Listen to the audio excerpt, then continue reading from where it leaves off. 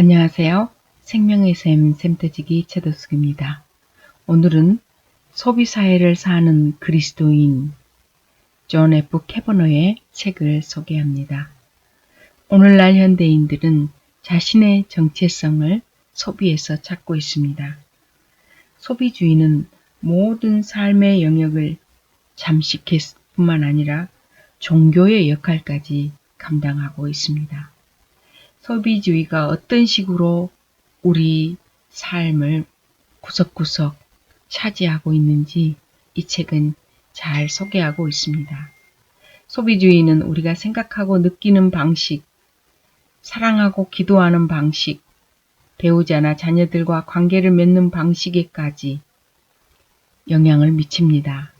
그래서 단지 우리가 쇼핑하는 방식만 영향을 주는 것이 아니라 우리의 삶의 전체적인 그러한 영역에까지 영향을 미치고, 그리고 이 소비주의는 내적 공허감을 우리에게 주고 있다고 저자는 말하고 있습니다. 존 F. 캐버너를 소개할까요?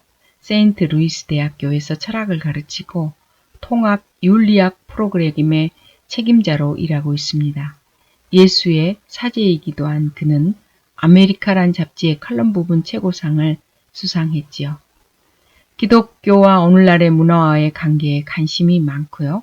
그 분야에 대한 해박한 지식, 이 지식으로 왕성한 저술 활동을 하고 있습니다. 이제 바로 시작하겠습니다. 1. 소비사회의 삶 읽기. 소비사회는 구성의 체계다. 그 사회는 우리와 우리의 행동을 만들어가기 때문이다. 또한 그것은 정보의 체계이기도 하다. 그 사회는 우리의 정체성과 우리가 사는 세상이 어떤지를 알려준다. 내적 공허함. 소비하는 자아의 가면을 벗기면 끔찍한 부재가 드러난다. 그 존재에는 아무런 실체가 없다. 광고에 따르면 모든 것이 되어버린 멋있어 보이는 것 외에는 아무것도 남지 않는다.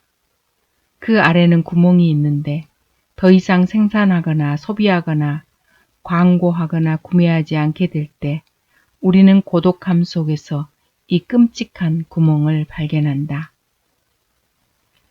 인간으로서의 나약함, 우방비 상태, 피조물로서의 실존에 대한 두려움은 소비사회 속에서 여러 가지 방식으로 표현된다. 각기 다른 이 사례들의 이면에는 우리의 참된 자아, 우리의 인간적인 한계, 우리의 정신적, 신체적 부족함을 거부하는 모습이 숨어 있다. 이런 모습은 젊은이들, 특히 여성들이 경험하는 우울증과 자기 거부에서 나타난다. 1980년대 프린스턴 대학교에서 한 연구 결과에 따르면 10대 소녀 넷 중 1명은 극심한 우울증에 빠져 있다고 한다. 이상하게도 쇼핑과 머리 가꾸기, 화장하기에 더 많은 시간을 보내는 소녀일수록 더 우울해하는 경향이 있었다. 자기 거부는 우리 삶의 중독 성향에 내재해 있으면서 이를 은밀히 부추긴다. 우울증이 심할수록 더 오랜 시간 텔레비전을 시청하는 경향이 있다. 즉각적인 만족과 물질적인 부에 집착하는 천박한 소비사회를 형성하는데 기여한다. 고독한 자아로부터의 도피는 일에 대한 강박, 무언가를 생산하려는 조급함으로 나타나기도 한다. 우리는 시간이 모자란다는 역설적인 감정을 느끼면서 현재를 살기를 힘들어한다. 펜실베니아 주립대학교의 제프 갓베이 교수는 우리가 시간을 전략하고 빌려주고 관리하고 잃어버리고 죽이는 놀라운 방법을 고안해냈지만 정작 혼자 지내는 법을 모른다고 말했다. 자신이 고정된 정체성을 가지고 태어났다고 생각하지 않는다. 그래서 자신의 활동이 자신이 누구인지를 드러내는 광된다. 내적 감정을 회피하는 다양한 방법들, 우리의 의식을 이미지와 충동, 소음으로 가득 채우는 모습, 열심히 무언가를 생산해야만 한다고 생각하는 태도, 얼마나 돈을 많이 버는가가 우리의 정체성을 규정한다고 진지하게 생각하는 모습, 이 모든 것이 내면 세계를 상실하고 잃어버렸음을 보여주는 증상이다. 깨어진 관계. 원하는 모든 것을 얻었는데도 여전히 공허함을 느낀다. 가족과 조금 더 시간을 보낼 수 있다면 어떤 권력이라도 못 내놓겠는가. 친구들과 더불어 보내는 저녁 시간을 위해 무슨 대가인들 못 치르겠는가. 나는 치명적인 병에 걸리고서야 이러한 진리를 직시할 수 있었다. 내적인 삶을 상실한 문화는 역설적으로 친밀함을 잃은 문화가 된다. 참된 고독이 아니라 외로움 속에서 우리는 다른 이들과 관계를 잘 맺지 못한다. 우리 자아는 텅 빈 요새가 되고 말았기 때문에 다른 이에게 자신을 의탁하지 못한다. 우리는 다른 이의 사랑을 받아들이지 못한다. 왜냐하면 알지 못하면 사랑할 수 없기 때문이다. 관계와 친밀함의 파괴는 다른 이들에 대한 헌신의 기초를 젖먹는 보이지 않는 벌레와 같아서 무너진 가정생활과 급증하는 이혼율, 거리에 그리고 텔레비전 앞에 아이들을 방치해 두는 모습, 시간 부족이라는 신종 질병 등을 통해 드러난다. 가족 스트레스와 파편화라는 문제에 관해 부모들이나 그들의 자녀들과 대화를 나누면서 나는 무한 축적에 대한 집착, 길어진 노동시간, 새로운 욕구 충족의 선전, 쇼핑몰의 신학화, 경제적인 비교를 부추기는 사람들, 돈과 소유를 통해 인정받으려는 욕구, 삶의 모든 차원에서 끊임없는 경쟁을 부추기는 자본주의의 소비 이데에 오르기만큼 광범위하게 퍼져 있는 강력하고 매혹적인 힘은 없다는 것을 알게 되었다. 풍요 속에서 우리는 굶주리고 있다. 소비사회는 영혼의 종양이다. 물질에 대한 갈망. 권위는 사라지고 가치가 스타일의 문제로 환원되어 버린 세상에서 살고 있다. 사람들은 돈을 더 가치 있는 것으로 여기는 게 아니라 돈 이외의 다른 것을 무가치한 것으로 여긴다. 그들이 더 탐욕스러운 게 아니라 탐욕을 제어할 다른 가치가 더 이상 남지 않았다. 펜실베니아 대학교 사회학자 볼체는 말한다. 가치 있는 것이 사라질 때 돈이 중요해진다. 포춘치 1987년. 구매 행위 자체를 삶의 목적으로 삼는다. 나는 쇼핑한다. 고로 나는 존재한다. 라고 적힌 스티커를 붙이고 다닌다. 요즘은 이 말이 농담이 아니라 진담처럼 들린다. 내적인 삶을 잃고 관계에 굶주린 사람들로서 우리 안의 공허함과 관계의 부재를 다른 무언가로 메우려는 것은 논리적으로 지극히 당연하다. 가장 중요한 것은 축적이다. 돈과 부를 삶의 가치 중 하나로 여기는 게 아니라 삶의 유일한 가치로 여긴다. 게다가 돈과 부를 더 많이 소유하는 것이 인생의 유일한 목표가 되었다.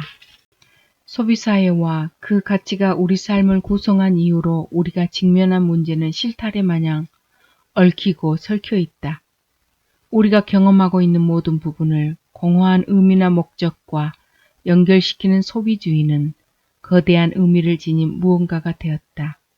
소비주의는 사실상 하나의 종교로서 자체의 철학에 의해 지탱되며 우리의 행동을 지배하는 이론이 되었다. 이러한 통찰은 우리가 인식하고 의지하고 행동하는 방식과 관련하여 인격적인 삶이 왜 이렇게 흉측한 모습으로 변했는지를 이해할 수 있게 해준다. 뿐만 아니라 그리스도를 만나고 그분이 저마다 독특한 인격적 실존을 지닌 사람들을 구속하셨다는 사실을 깨달을 때 우리 자신의 삶과 다른 이들과의 삶뿐만 아니라 사회적, 경제적 세계에 총체적으로 반응하며 살아야 한다는 사실을 깨닫게 된다. 이 이면의 믿음과 문화적 복음. 복음은 계시의 책, 우리 자신에 관한 계시를 발견할 수 있는 궁극적인 자료 혹은 중고점이다.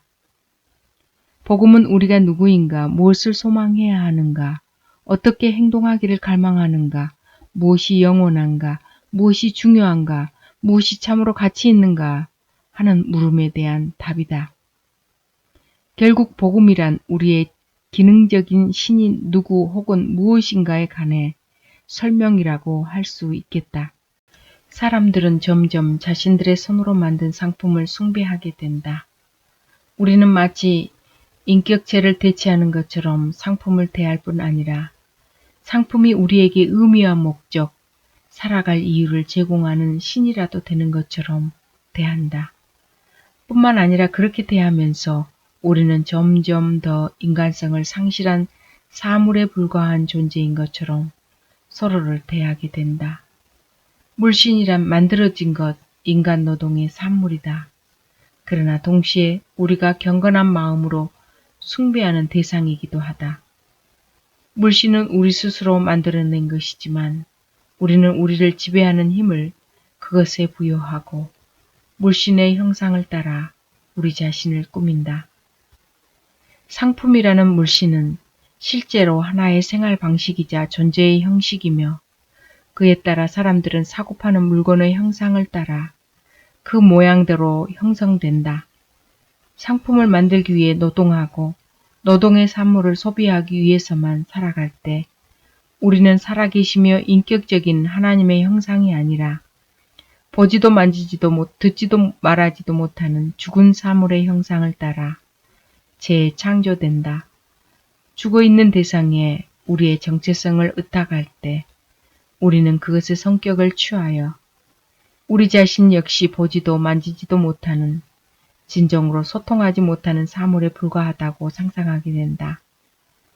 그렇게 우리는 참된 자아로부터 서로에게서 심지어 살아계시며 진리이신 하나님으로부터 소외된다. 인간으로서의 관계와 활동과 본질이 사물의 특성으로 전락한다. 우리는 우리가 신뢰하는 우상의 모습으로 변화된다.